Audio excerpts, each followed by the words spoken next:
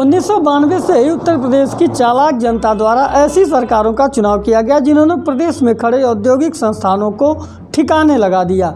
यहाँ तक कि पूर्वांचल की कई चीनी मिलों के नट बोल्ट भी ऐसे लापता हो गए जैसे गधे के सिर से।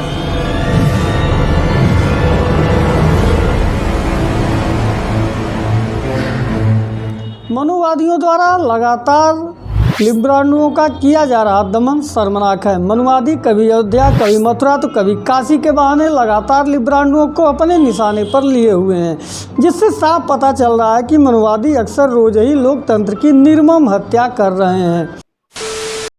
ये बिक गई है गवर्नमेंट, अब गवर्नमेंट में कुछ नहीं है, तो सारे मिलके हमको पागल बना रहे हैं।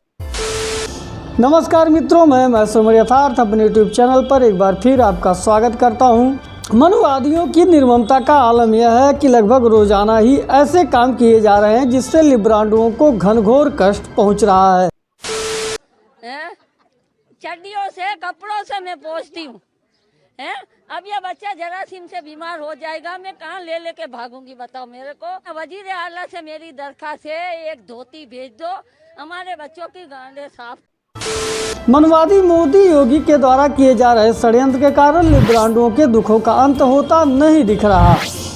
मनुवादियों द्वारा अयोध्या में राम मंदिर निर्माण का मार्ग प्रशस्त करने के बाद काशी विश्वनाथ कॉरिडोर का उद्घाटन लिब्रांडुओं के ऊपर एक भीषण वज्रपात जैसा था। हालांकि जिस तरह से निर्ममता का प्रदर्शन मनुवादियों द्वारा किया जा रहा है, हम उसकी घनघोर निंदा करते हैं और चाहते हैं कि यह अवसर हमको मिलता रहे। लिब्रांडुओं को अब साफ पता चल चुका है कि निकट भविष्य में मनुवादी मोदी योगी को सत्ता से बाहर करना टेढ़ी खीर हो चुकी है। ऐसे में असुर माता अरुंधति राय ने मनुवादी योगी को ठिकाने लगाने के लिए पिछले ही महीने एक नए कॉन्सेप्ट पर काम करने की सलाह दे दी थी, जिसके अंतर्गत ऐसी व्यवस्था करने की बात की गई थी कि एक बार से अधिक कोई पीएम ना बन पाए। दूसरी बात है, एक बड़ी सी बात है, और मैं इसके बारे में सोच रही थी कि हमें एक मांग उठाना पड़ेगा कि हमारे देश में प्राइम मिनिस्टर आप एक ही टर्म के लिए बन सकते हैं, एक ही टर्म के लिए, उसके बाद कोई और आएगा, उसके बाद कोई और आएगा। हम नहीं चाहते हैं कि ये महाराजा राजा का समय वो खत्म हो गया। We want one individual can be prime minister for one term. That's it. मनुवादियों द्वारा चलाए जा रहे तीर गंभीर घाव कर रहे हैं। मनुवादी मोदी योगी द्वारा संयुक्त रूप से रचे गए चुनावी चक्रव्यूह में विपक्ष उलझ कर रह गया है। यह निंदनीय है। भविष्य साफ दिख रहा है कि विपक्ष आखिरकार 2022 के साथ साथ 2024 के चुनाव में पुनः वीर गति को प्राप्त होने वाला है। व्यक्ति को कॉल किया है, वह अभी दूसरी कॉल पे व्यस्त है, कृपया प्रतीक्षा करें या कुछ समय बाद कॉल करें।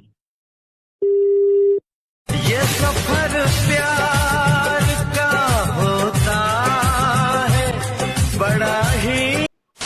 मनुवादियों ने घनघोर असहिष्णुता का प्रदर्शन करते हुए पिछले 5 वर्षों के दौरान यूपी में हज हाउस और कब्रिस्तान बनवाने वाले समाजवादियों को स्कूल और अस्पताल बनवाने की घोषणा करने पर विवश कर दिया है।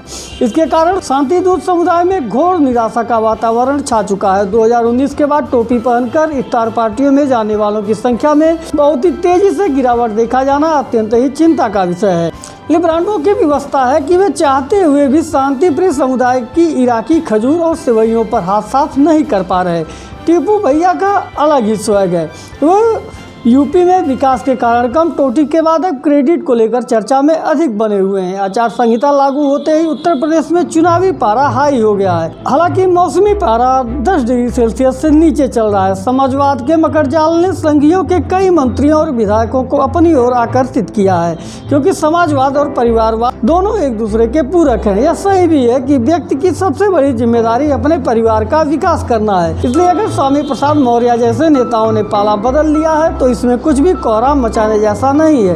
लेकिन मनुवादियों द्वारा दलित, शोषित, वंचित स्वामी प्रसाद मौर्य को लगातार निशाना बनाना शर्मनाक है। मैं देश की जनता से जानना चाहता हूं कि क्या एक दलित, वंचित, शोषित मंत्री अपने बेटे के लिए टिकट नहीं प्राप्त कर सकता है? यह मनुवादियों द्वारा किया गया घनघोर अन्याय है। वे नहीं चाहते कि ये दलित पिछड़े समुदाय के मंत्री का असहाय बालक विधायक बनने पाए।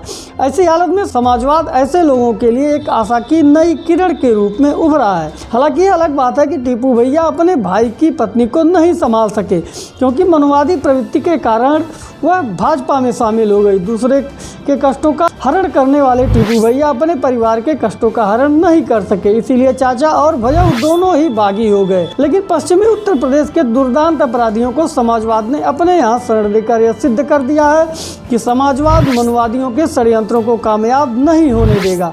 मनुवादी जिस तरह से उत्तर प्रदेश को एक औद्योगिक राज्य में बदलने का प्रयास कर रहे हैं, वह समाजवाद के लिए घातक है। इसलिए जनता का एक बड़ा वर्ग भी मनुवादियों के विरुद्ध समाजवाद के साथ खड़ा है।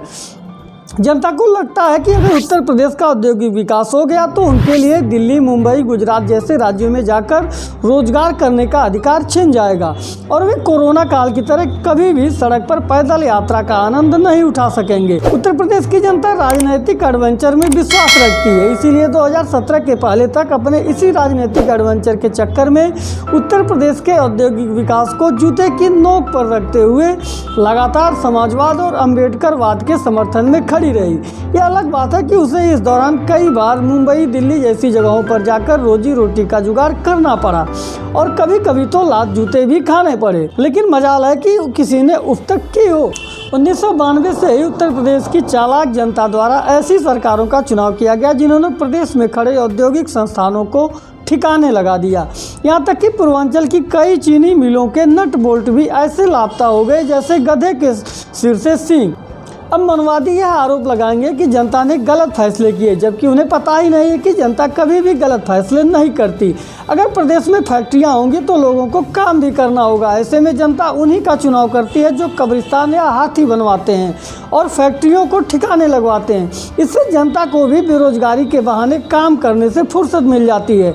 लेकिन मनुवादी इन गुड़ बातों को समझने के बजाय जनता को सीख देने में लगे हुए हैं और मोदी योगी के संयुक्त षड्यंत्रों के तहत उत्तर प्रदेश के औद्योगिक विकास का समर्थन कर रहे हैं। समाजवाद कभी भी ऐसे लोगों को सफल नहीं होने देगा। अगर चारों तरफ शांति और विकास ही होगा तो समाजवाद क्या घंटा हिलाएगा? समाजवाद को पोषित करने के लिए पश्चिमी उत्तर प्रदेश में समय समय पर दंगे होते रहना आवश्यक है और समाजवादी इस अनिवार्यता को अच्छे से समझ रहे हैं। इसीलिए अपनी पहली लिस्ट में ही दर्जनों घोषित अपराधियों को टिकट देकर अपनी जिम्मेदारियों का भरपूर निर्वहन कर रहे हैं। मित्रों, मनुवादियों के षड्यंत्रों को विफल करने के लिए आपका क्या सोचना है?